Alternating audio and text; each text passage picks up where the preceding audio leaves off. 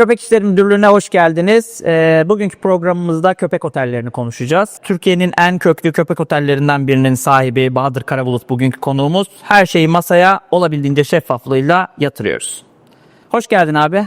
Hoş bulduk. Nasılsın abi? Nasıl gidiyor? Teşekkürler, iyiyim. Sen nasılsın? İyilik ne olsun, keyifli. Tam sezon. Çıktık geldik işte senin yanıma. Yoğun. Çok yoğun. Ama bu sene biz klaplar gibi çalışıyor. Sırf cuma, cumartesi, pazar. Hafta işleri rutin boş geçiyor. Çok yoğun geçmiyor ama cuma, cumartesi, pazar tıklımız. Senin kapasite kaç abi? 24. 24. 24 tane yetiyor. 24'ten sonrası çılgınlık diyorum. Gerçekten bir çılgınlık. Hatta bu sene 2 tane aile aldım. Biri kaçarsa diğeri kalsın diye 2 aile yaşatıyorum çiftlikte. Üzerine bir de gece personelim var. Yine de idare etmek zor. Bu sektörde biliyorsun en zorlarından birisi personel. Bakıcı sorunumuz var. Yazlık sezon öyle geçen seneki gibi geçmiyor. Geçen sene çok daha iyiydik. Ama bu sene dediğim gibi hafta içi. Ama hafta sonu hani 1000 köpekte 1000 köpek alayım. Herkes Çeşme, Kuşadası parayı akıtıyor. O tamam full. Yıkılıyor ya. Oraya birazdan gireceğiz. Para akıyor mu akmıyor mu onları konuşacağız.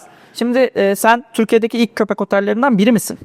Ya bizim ilk zamanımızda biz başladığımızda ben Eşref abilerin Tim Köpek Çiftliği'nin öğrencisiyim. Hep böyle pansiyon adı altında yapıyorlardı. Ruhsatnameye gittiğimizde daha köpek otelin bir ruhsatı yoktu. Ankara ile falan görüştüğümüzde işte bu iş otel olmalı, böyle olmalı, sırf otel açılabilmeli, çiftlik açılabilmeli diye. Tamam dediler. Sonra küçükbaş evcil hayvan deyip böyle saçma sapan bir sisteme sokup tamam deyip otel de kelimesi geçirebiliriz artık deyip ilk otel olarak ruhsatımı aldığım için İtalyan bir tane mimarım vardı. Vito Vittorio Cosentino ruhsatın hemen fotoğrafını koyup hemen slogan attı. Türkiye'de ilk ve tek 5 yıldızlı.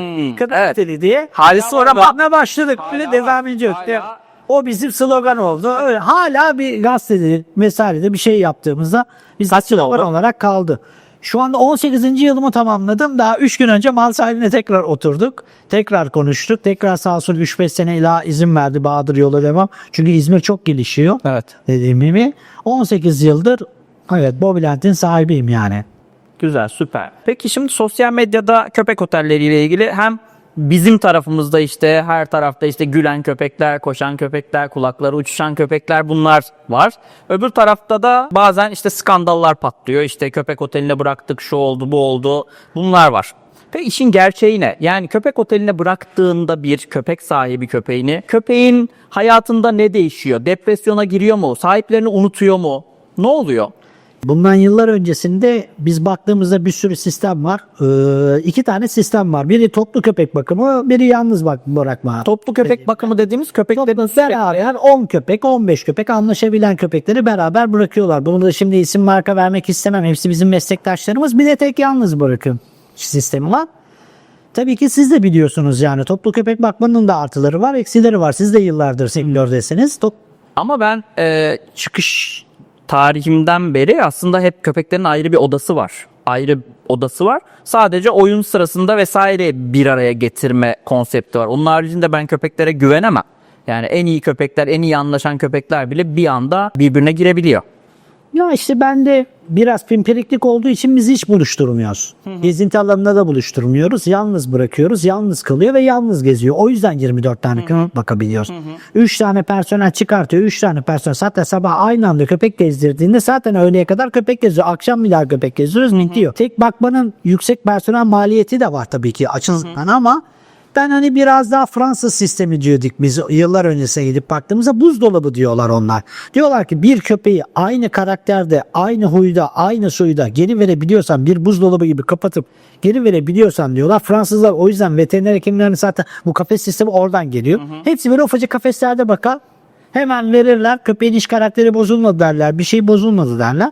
Ama bizim tabii ki biliyorsunuz Daha duygusal bir toplumuz. evet hem daha duygusalız hem de dediğim gibi köpek sahibi böyle bizde benim gibi hiperaktif. Yarın sabah tatile gidecek. Uçağa 15 dakika kala mobilete geliyor. Evrak ver. Nedir? Cihaz falan. Ya diyoruz bir sakin ol. Köpeği bize bir anlat. Birkaç gün öncesinden bir getir. Hani bir ortamı görsün. Beni tanısın. Personelimi tanısın. Hani bu kimdir? Bana mama veriyor. Hani agresif köpekler de var. Çok sosyal köpekler de var ama sonuçta ben diyorum ki ne kadar delikanlı olursa olsun hep ona gülerim. Nasıl bir adamı cezaevine koydun? En böyle psikopatı bizim oraya gelince böyle zaten bir korkuyor. Zaten bir üzülüyor. Antisosyali daha da kötü üzülüyor ve bu sefer kapanıyor. Kapandığından dolayı mama yemiyor. Su içmiyor. 2 gün sürüyor. Köpek sahibini arıyoruz. Diyor ki yurt dışındayım, telefonu kapalı, ekstra bize bir numara ver, ona ulaşalım, veteriner kim ulaşalım, hocamızı arayalım, hocamız bize desin ki hani Bahadır ben köpek sahibini biliyorum işte şöyle kandırırsınız, şöyle mama verirsiniz, böyle mama verirsiniz. Biz köpek sahibi devamlı diyalog kurmak için o yüzden bir WhatsApp hattı kurduk. Hani devamlı yazışalım, yurt dışında eninde sonunda insanlar bir Instagram fenomeni var, bir şekilde giriyor internete telefonu açmasına. Bu şekilde ilerliyoruz dediğim gibi. Sizin sistem tabii nasıl bilmiyorum. Ya bizde sistem şöyle, sendeki gibi aslında biraz. Her köpek kendine ait bir odası, kendine ait bir bahçesi var. Hayvan sahibinden alabildiğimiz kadar bilgiyi almaya çalışıyoruz ama her köpek sahibinin yanında farklı, bizim yanımızda farklı davranıyor. Yani çok sosyaldir, süperdir, bütün köpeklerle anlaşır diyen köpek oyun alanında başka bir köpekle karşılaştığında bir saniye diyebiliyor. Çünkü belli ki orada bir sahip baskısı var. Sahip onu durdurmuş ya da tam tersi burada fazla stres yüklenmiş. Hayvan tepki verebiliyor. Bazen de abi aman kimseye yaklaştırmayın yani ya da işte yaklaştırırsanız da siz bilirsiniz falan denen köpek bir bakıyorsun hepsiyle bam güm oynamaya başlıyor. Çünkü orada da yine bir sahip kaynaklı bir agresyon var belli ki. Sahip faktörü çıkınca aradan köpek de huyunu değiştirebiliyor. Ama geri döndüğünde tekrar eski düzeni neyse yani 6 ay bizde kalan köpek var. 6 ay boyunca bütün köpeklerle oynadı. Sahibine kayışı verdiğimiz anda döndü öbür köpeğe hırladı. Bu da işin doğası gereği var. Aslında huyu o kadar keşke hani şey dedin ya huyunu değiştirmeden veriyoruz. Keşke zaten huyunu o kadar kolay değiştirebilsek. Yani sende de eğitim var aynı zamanda. Bende de eğitim var. Yani böyle gönderdim 3 günde huyunu değiştirebilsek köpeklerin zaten tabii canım şahane olacak. Aslında değişmiyorlar ama yani işte abi benim köpeğimi hiçbir köpekle çıkartmayın. Bende de çıkmayabilir. Tek çıkar ama tabii ki bir grupla entegre olabilirse oyun alanında benim için daha iyi çünkü işte o belli bir zaman sınırımız var bizim yani gündüz saatleri biz köpeklerle ilgilenebiliyoruz. Gün sınırlı işte hani bunun matematiğini yapalım işte 24 köpek alıyorum diyorsun her birini tek tek çıkartıyorsun. Kaç personelin var abi? 3 tane sadece 3 tane personelim var yani bu köpekler 24 köpek 3 tanesi aynı anda çıkabiliyor yani sabah 8 Baresiyor. Öğlen saat 11-12'ye kadar sürüyor. Bir de video çekiyoruz. O da saat her sabah alıyoruz artık. O işi biz fixe bağladık. Ben bağlayayım. Ben hala bağlamadım. O istemeler 12'ye kadar ben %100 gönderiyorum. Ne de olsa diyorum 12'de merak edip isteyecek diyor. Ben o sabahtan hemen gönderiyoruz. Peki etkilemiyor mu senin işini video çekmek? Video çekmek çok ciddi oranda etkiliyor. Hatta yani ben her şeyi açık ve net konuşan bir insanım biliyorsun. Bazı insanlar video çekiyoruz memnun kalmıyor. Yani ben bir Steven Spielberg gibi yere eğileceğim. Falan böyle çok güzel çok mutlu anlarını falan çekeceğim. Bahadır video yolladınız. Köpek tasmayla yürüyor. Arkadan çekmişsiniz. Ya biz bu işi konsept olarak hani bir dışarıdan getirip de bir adama çektirtmiyoruz yani. Dediğim gibi zamanında bu tarz tepkiler de aldık. İnanılmaz zaman alıyor. Ama biz zaten köpek sahibine söylüyoruz dürüstçe videoda. Hani stresli diye stresli. Tasma takamadıysak takamadık. Hani dediğim gibi. Ama böyle şeyler de köpek sahibinden geliyor. İşte çok mutlu çekmemişsiniz. Benim arkadaşım Ayşe'nin köpeği çok mutlu. Koşarken Instagram'a koymuşsunuz. Benim köpek yok. Biz o arıp bir de onu çekmeye çalışıyoruz. Bu sene onu da çözdük. Profesyonel fotoğrafçı tuttuk.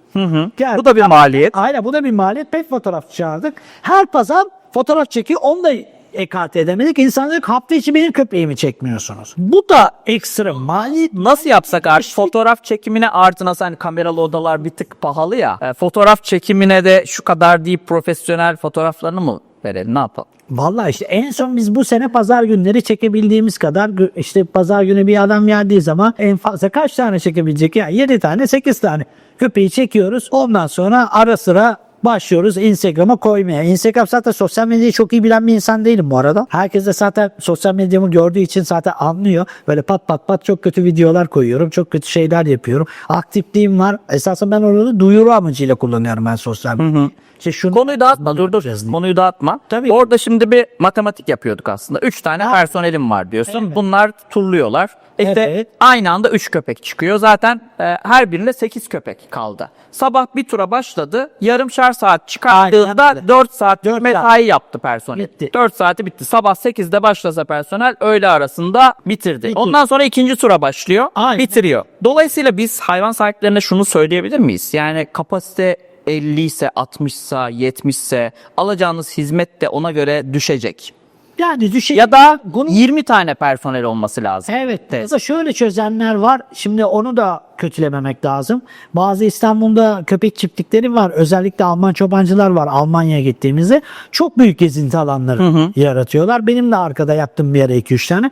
Gezinti alanına bırakarak köpeği gezdiriyorlar. Ama biz... Hayır, iletişimden bahsediyorum. Tabii ki. Yani birebir ilgilenmek. Aynen, birebir ilgilenmek de, ama köpeği de onu da şöyle yıllar sonrasında ben iptal ettim. Bu köpekler serbest bıraktığında zaten bir şoka giriyor. Sokakta hiç serbest kalmamış ki. Bir deli dumrul koşuyor. Bana diyorlar ki Bahadır köpeği sal. Köpek zaten ne olduğunu anlamıyor. Deli dumrul koşuyor, gidiyor, ot yiyor, gidiyor, koşuyor. Ne yapacağını anlamıyor. Ya tuvalet amacıyla çıktığını zaten benimsemiyor. İlla o anlamış. Boynuna tasma takılacak, birisi yürüyecek, o zaman tuvalet yapıyor dediğimde herkes böyle duruyor. Yo, ben köpeği salıyorum parka. Ne zaman parka saldın? Haftanın bir günü. Ya cumartesi ya pazar günü. Biz bu köpeği eğer haftanın 7 günü ben o büyük alana salayım. Köpek eve geri gitti mi bir hafta uyuyor zaten. Evet. Yani. Ama çok yorulmuş Bahadır. Niye bunu böyle? Ay siz dediniz. Ya ortada iki şey oluyor. Şimdi köpek sahibi mesela köpeğini aldı. Köpek çok mutlu geldi. İşte bazı şey diyebiliyor. Köpeğim ne kadar mutlu geldi. İşte mutlu. Kimisi de şey diyor. Beni ne kadar özlemiş. Aynı köpek. Aynı köpek aynı duyguyla sahibe yaklaşıyor. İki farklı bakış açısıyla olumlu ya da olumsuz değerlendirilebiliyor. Ya da tam tersi, az önce söylediğin gibi işte köpek gitti evine, yorgun bir hafta yatıyor. Abi demek ki işte çok güzel eğlenmiş, koşmuş diyebilir hayvan sahibi. Ya da şey de diyebilir. Abi köpeğim bir hafta boyunca hiç uyumamış. Bu biraz hayvan sahiplerinin kendi köpeklerine bakış açısıyla da alakalı diyebilir miyiz? Tabii ki de, yani zaten Türkiye'de ben 21 yıldır sektördeyim. Sen de çok eskisin. Ben 15 yıl oldu. 15 yıldır sektördesin. Türkiye'de köpek sektörü daha yeni oluşuyor. Ufak köpek bakmayı daha yeni öğreniyoruz. Hepimiz kangalcıyız. Bir gelmiş medelerden hepimiz büyük ırkçı. Erkekler diyor büyük ırk olsun. Kadınlar diyor ki tüy döker. Daha yeni köpek bakmaya başladığımız için köpeğin daha vücut dilini bile bilmiyorlar. Yani köpeği nasıl bakarız, nasıl ederiz bilmedikleri için eski köpekçi dediğim, bunun üçüncü köpek bakan sahipleri, ben otelde hiç sorun yaşamıyorum. Adam köpeğini biliyor. Huyunu biliyor, suyunu biliyor. Bahadır sana öncesine getireyim diyor. Şunları yap diyor. Şu saatlerde mama ver diyor. Her şey, çünkü saatlik düzenli. Köpek zaten düzen seven bir hayvan. Benim görüşüm bu. Köpek düzen seviyor. Aynı saatte mamasını yiyecek, aynı saatte gezecek. Köpek Burada herkes hemfikir zaten. Ama ben hiç aynı düzen. Bakan görmedim, gördün mü? Ya var. O olanlarla da zaten İkinci köpeğidir. ilk köpeği ise de şey var ama ya daha köpeği almadan bile eğitim satın alanlar var. Online'da bir şeyler öğrenenler var. O bence 20 yıl öncesi, hatta bence son 10 yılda bile çok şey değişti. Köpek sahipleri biraz daha araştırıyor. Evet, biraz araştırma başladı. Tabii ki de, yani tak deyip gidip de bir peşyaptan bir köpek almıyor. Evet, artık çok. Bir araştırıyor, işte üreticisi var diyor, işte sen de federasyonusun dediğim gibi bir giriyor federasyonun sitesine, hangi köpeği ne amacıyla üretilmiş vesaire diyor. Özellikle Evet, ırkı araştırıyor, köpeği araştırıyor, mizaç. Yani eskiden daha bodoslamaydı. Tabii ki hala var. Hani ben biliyorum, ya da işte köpektir ya ne olacak falan diye işte akvaryum balığı gibi köpek bakmaya çalışan insanlarımız var. Ama bence onlar bizim kitlemiz değil. Onlar oturup da bizim kanalı falan izlemeyecekler zaten. Bizde bir laf var. Bahçede o zaman güvercin bak. Diyor bahçeye diyor bir kafes yapayım diyor. Koyayım diyor köpeği. İşte otomatik yemleme de yapayım. Yemini suyunu vereyim. Var. Bahçıvan da diyor alsın diyor, gezdirsin diyor. Var. Benim oğlan diyor. Aynen. Akıllı yemleme şeyleri var artık. Bu saatini ayarlıyorsun, miktarını giriyorsun, gidiyor. Onları ayrı konuşuruz. Başkasıyla konuşurum onları da. Tamam, sustum. Çok popüler. Yani insanlar işte evime alayım, villamın bahçesine alayım. İşte günlüğü 1000 liradan 1500 liradan köpek alıyorsunuz. İşte biz de evimizde yapalım, bahçemizde yapalım. Bizim de bir şeyimiz var, orayı köpek oteline çevirelim diyenler için. İlk soru. Kazançlı bir iş mi bu iş? Bu iş, dürüstçe konuşmak gerekirse, kazançlı bir iş. Gerçekten bugün ben iyi standartlarda yaşıyorum. Dediğim gibi.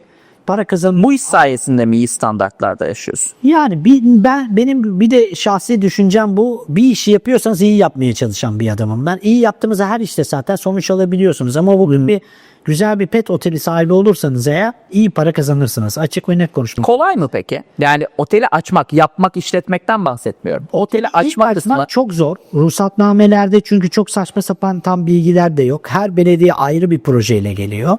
Bir yere biz geçen sene işte Bobiland bir franchising verelim, şubeleşim diye bir atak yaptık. Evet. Sosyal medyada. Çok ciddi telefon aldık. Ama sonrasında niye paylaşmadım bu adam? Beni o kadar genç aradı ki abi ben istiyorum evimde yapacağım. Abicim bu iş ev işi değil. Ya abi ben istiyorum işte babamın, dedemin, ninemin bahçesi var. Kardeşim bir tesis kurman lazım. Bunda bir tesis olması lazım. Bu tesisten gelip bakanlıktan ruhsat alman lazım. Belediyeden ruhsat alman lazım. İşi ciddiye alan Almanya'dan emekli birkaç tane aileyle görüştük. Gidiyor belediye ayrı söylüyor, bakanlık ayrı söylüyor. İyice kafaları karıştı. Bu işi tesisini kurmak gerçekten çok zor. Ya bunun bir bilirkişisi olması lazım. Yani senin gibi daha önceden bu işi yapmış insanlara gidip de göz ucuyla bakıp da bu işi yapamazsınız. Bu işi öyle yapsanız ben 18 yıl önce 2 yıl boyunca Tim Köpek Çiftliği'nde çalışmaz. Ya 5 kuruş para almadım. Deli gibi bok temizledim. Başka hiçbir şey yapmadım. Ama işi öğrendim. Tesisi öğrendim. Ondan sonra Eşref abi, Selçuk abiler o Bahadır dedi sen neyi öğrenmeye çalıştığını anladık. Yani her şeyi görmeniz lazım. Çünkü bir çiftlikte yaşam çok farklı bir şey. Yani zor. Gerçekten zor. Sen de kurdun. Bu kasiye çiftlik tek çiftlik mi? Kaçıncı? Benim 3. yerim. Burada önemli olan noktalardan bir tanesi şu: ruhsatı yere veriyorlar. Yani siz gittiniz bir yerde ruhsat aldınız, sonra mülk sahibi dedi ki çık kardeşim. O ruhsat orada kaldı. Bitti. Yani yeni yere gittiğinde sen ruhsatlı değilsin. Tekrar sıfırdan, her şey sıfırdan tekrar başlıyor. Bu süreç oldukça zor. İşte ben en son hani kendi yerimizde yaptık. Artık bundan sonra ya emekliliğimi bekliyorum ya ölmeyi bekliyorum yani. Ya da imarı bekliyorum. Ya o da olabilir. O da olabilir. Ona da hayır demeyiz. Yani diyorsun ki aslında kurulum aşaması zor. En zoru kurulum. Ama kurulduktan sonra kazancı iyi. Peki, Kazancı iyi. işleyişine geri dönersek. Yani bu bir iş mi? Hani buna böyle normal bir iş gibi bakabilir miyiz? Bir yaşam tarzı diyenler var. Ben o taraftayım. Çünkü ben sürekli tesisteyim. Bunu böyle sadece iş olarak, ne bileyim işte ben hamburgerci açacağım ama şey değilim, aşçı değilim. Hamburgerci açacağım ama yemeğe aşık değilim ama iş olarak görüyorum. Burada hamburgerci çok tutar deyip açabileceğin bir iş mi? Köpek. Ben her zaman onu derim. Köpekçi misin değil misin? Bir laf var. O bok kokusunu duyacağım. O köpek ıslandı mı o kokuyu Hocam bakıcı tutarız. bakıcı ile olmaz. Olmaz. Olmuyor mu? Bir insan bir çiftlik sahibi köpek sevmiyorsa kardeşim bu işi yapamaz. Bunun birçok örneklerini verdiler. Birçok örnekte yıllar boyunca herkes çiftlik açtı. Parası var, kızını açtı, parası var, oğlunu açtı, yapmaya çalıştı. Çok büyük bu işin dertleri var, tasaları var. Ama iş sevgiyle yapılıyorsa çok kolay bir şey bu iş. Yani gerçekten köpek seviyorsanız, gerçekten başına okşuyorsanız, gerçekten tasma takıp o köpekle beraber ilgilenebiliyorsanız, bakıcı gittiği zaman geri dönüp çiftliğinize kendiniz bakabiliyorsanız bu iş çok zevkli. Ama yürekten, ama böyle sıkılarak puf nerede bu bakıcı başlayacağım gidip de kahveden gel vereyim sana 5.000 lira yövmeyeli ameleye yaptırabileceğiniz günübirlik bir iş değil. Bakıcıyı en az biz yeni şu anda bir bakıcı değiştirdik. Adam dedi ki nasıl? İlk 2 ay kafese sokmadım ben adamı. Kaç ayda yetişiyor? En az bir senede yetişiyor. Çünkü ya bir kafese giriyor köpekle baş başa. Köpek ısırabilir, saldırabilir. Yani her şeyi yapabilir. Hatta ilk anımı anlatayım. İlk köpek geldi bana. Allah rahmet eylesin, köpek öldü zıpır. Sahibi dedi ki Bahadır dedi çok sosyal cooker. İşte o anda eşim var. Gonca tanıyorsunuz işte. O da ofiste nişanlıyız da kadın bıraktı otele kafese gitti. Kafesin içerisine bir girdim. Köpek paramparça etti beni. Bütün ayaklar her taraf kanıyor. Çıldıracağım her yerimden ısırıyor. Çıktım kendimi attım dışarı aradım sahibine. Ya Bahadır benim burnum estetik. Çenem estetik. Benim köpek ısır. Ya bize bunu niye başında demiyorsunuz? Size kontrol yani, değil mi? Köpek sahibi bize dürüst gelmeli. Köpek ısırıyorsa ısırıyor demeli. Yani dediğim gibi. Hani bu dürüst olduğu müddetçe hiçbir sorun, hiçbir problem yok. Ama bakıcı cahilce içeri girerse bu iş kötü. Hani aslan terbiyecisi değiliz biz. Ben her zaman onu derim. O işin en büyük bakıcılığıyla ilgili sıkıntı bu. O yüzden biz ilk 2 ay dokundurtmuyoruz. Köpekler bir alışsın. Sen bir orta Gözlem yapsın. gözlemle Öğrensin köpeklerden. güven olması lazım. Sen ne abi iyi biliyorsun. Stres olduğu zaman köpek stresi algılıyor zaten. Tabii. Dediğim gibi. En büyük bizim sıkıntımız bu konuda zaten bakıcı. Bütün çiftliklerin sorunu bu ama dediğim gibi bu. Ya biraz da şeyle alakalı, işte insanların bu işi gördükleri statüyle alakalı. Yani ben bu mesela hani bakıcı sen diyorsun. Ben de hiç mesela tesisimde bakıcı lafı yoktur. Otel sorumlusu vardır. Yani hani onu yerleştirdiğin zaman bile insanın kendine bakışı değişiyor. Ben bakıcı, ben otel sorumlusuyum diyor. Ben de otel sahibiyim. Giriyorum. Ben o boku alıyorum, temizliyorum, köpeğe salıyorum. Sen de yapacaksın. Yani hani ama bakıcı dediğin zaman ben bakıcı mıyım? Ben eğitmenim. Evet. İşte ben bakıcı mıyım? Ben şuyum oluyor. Bu sefer nitelikli elemanları buralarda tutamıyoruz. Yani istemiyorlar çünkü hor görüldüklerini düşünüyorlar.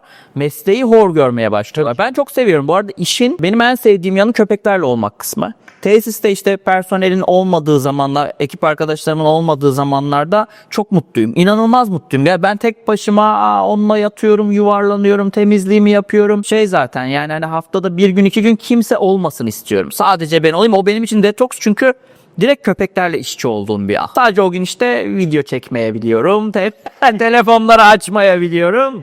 Olabiliyor ama benim için işleyiş çok güzel. İşte dolayısıyla hani personelin ya da işte bakıcının, otel sorumlusunun ismi çok önemli değil aslında. Köpekle iletişim halinde olan kişinin gerçekten köpeklere karşı duygusal anlamda bir sevgisi olmalı. Abi beni ısırmış deyip ısırır abi. Köpek bu yani. Her yerimiz ısırıldı yani.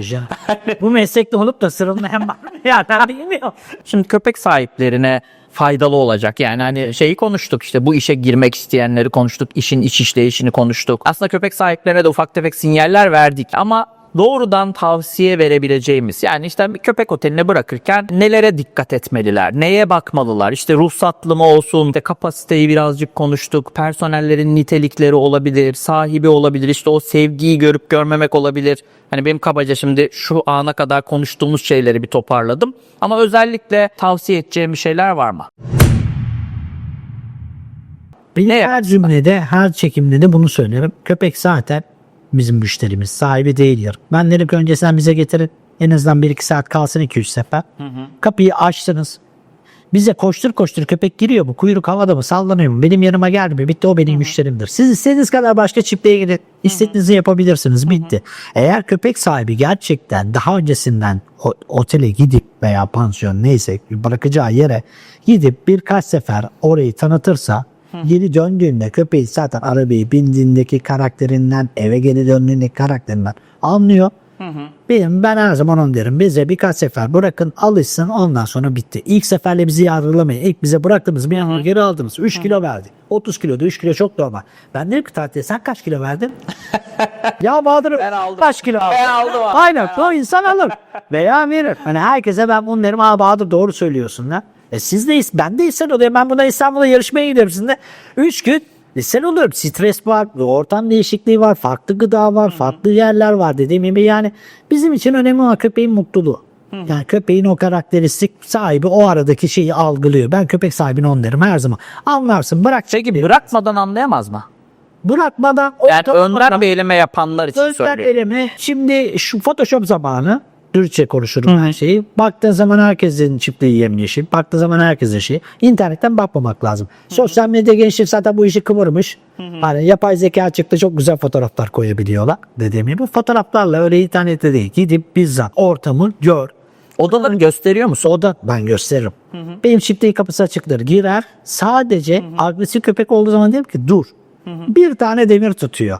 Benle beraber gir. Benle beraber. Ben göstermiyorum ben. Hayır, ben gösteriyorum. Ben göstermiyorum. Göstermememin sebebi de şu. Şimdi belki senin sistemin farklıdır. Bizde 10 tane odanın bahçesi yan yana. Şimdi sen oraya tarafa yabancı bir insan geldiği ara köpeklerin hepsi hav hav hav. Şimdi o hav hav hav ve işte atlıyorlar, zıplıyorlar. Biz olabildiğince hani stabil tutmaya çalışıyoruz. Strese gerek yok. Kimisi insan agresif olabiliyor, kimisi korkak olabiliyor.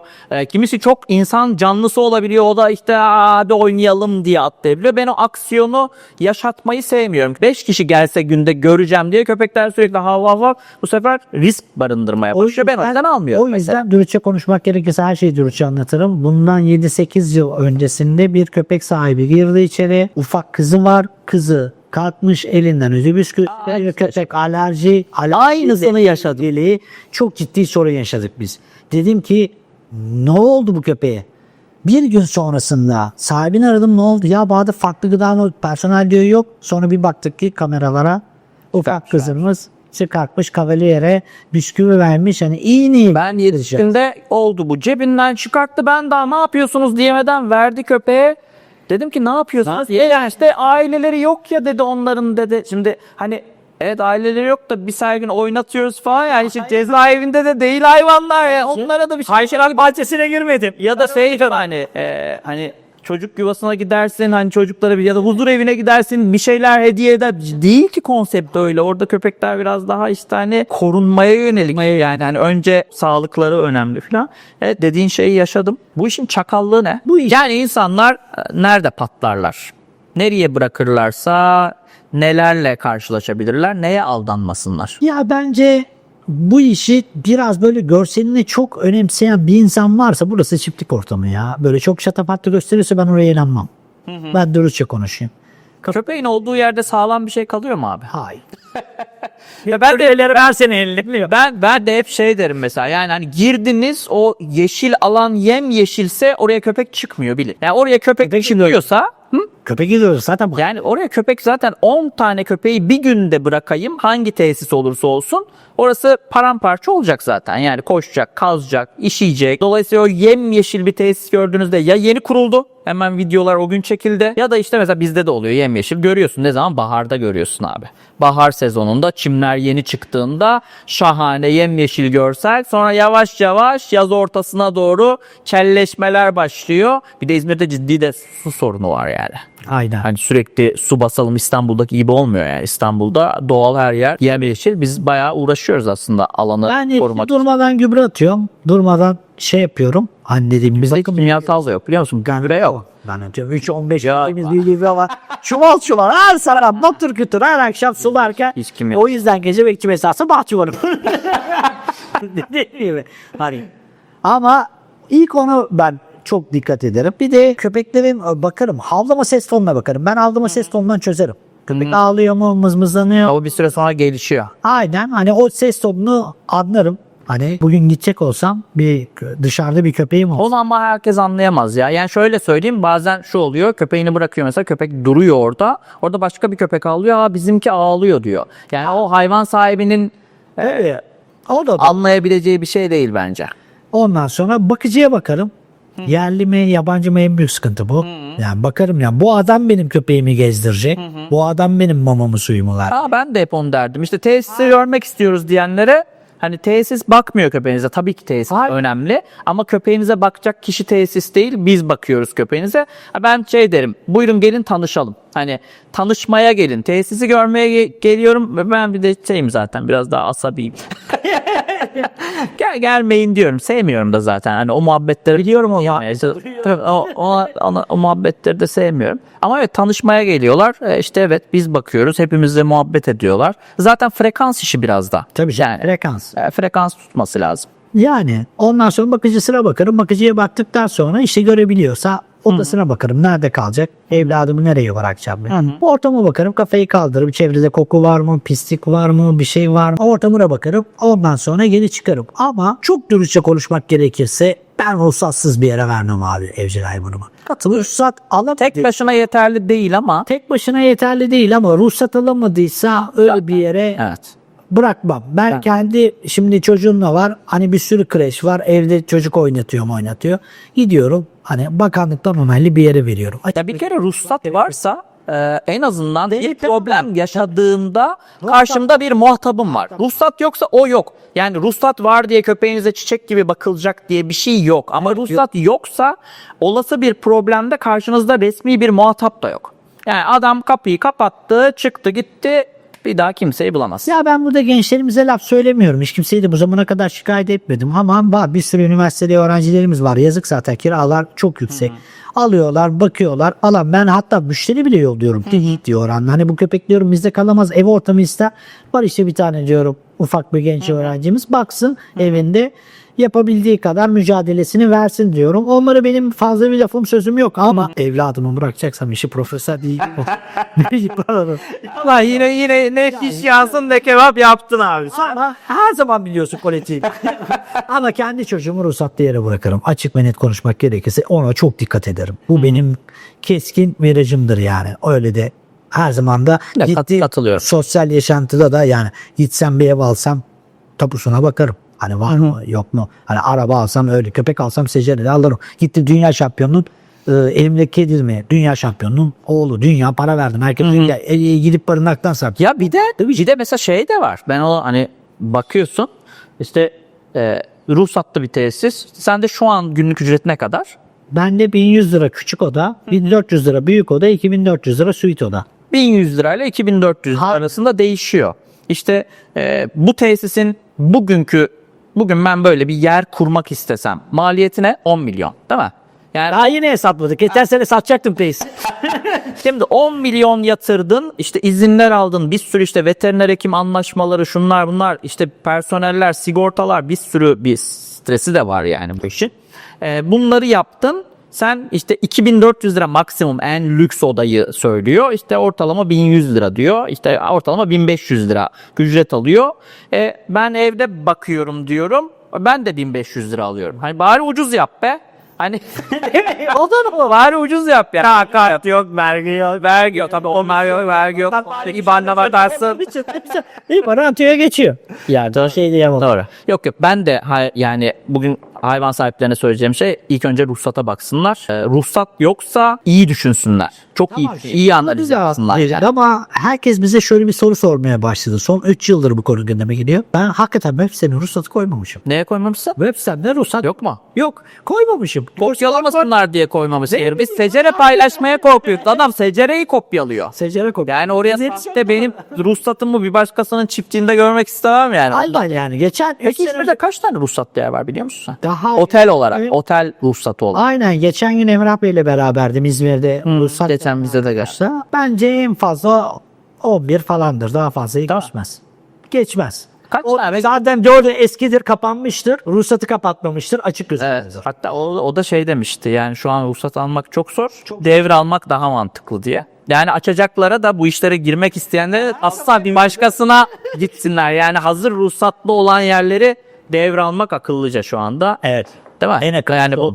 en akıllıcası o. Abi çok teşekkürler. Rica ederim. Çok güzel bir programdı. Umarım izleyiciler de keyif almışlardır. Arkadaşlar, kanalımıza abone olmayı ve videoyu beğenmeyi unutmayın. Sorularınız varsa yorumlayın. Bahadır Bey çok yakınımızda, istediğimiz zaman çağırırız, sorarız. Her zaman anlatır. Çok teşekkürler abi. Rica ederim hocam, sağ olun.